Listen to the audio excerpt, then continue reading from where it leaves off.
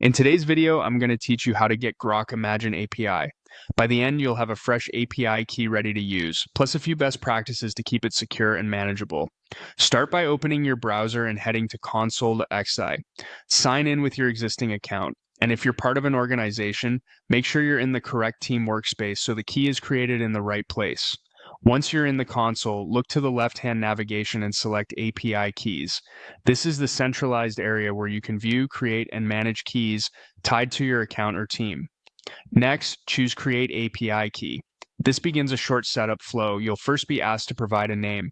Pick something descriptive that reflects how you'll use it, like the project, environment, or service it belongs to. Clear names make it far easier to audit and rotate keys later. After naming, you have the option to enable restricted access. This is an excellent safeguard if you know exactly where the key will be used.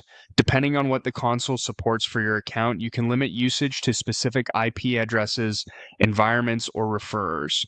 Restricting where a key can be called from dramatically reduces the risk if it's ever exposed in logs or code. You'll also see settings for custom rate limits. Setting a sensible limit helps you control cost, prevent accidental overuse, and protect downstream services.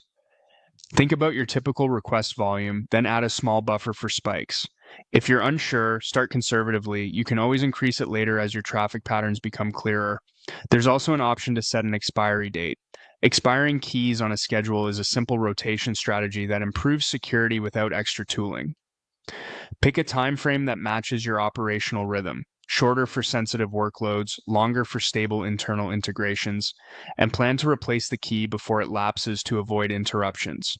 When everything looks right, click Create API Key. The console will generate the key and display it once.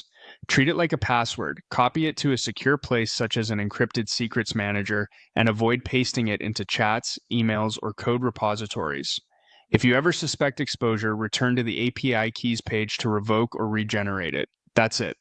You've navigated to the XAI console, opened the API keys section, created a new key with a clear name, configured optional restrictions, rate limits, and an expiry date, and finalized the creation. You're now ready to connect to the Grok Imagine API in your application with stronger security and control.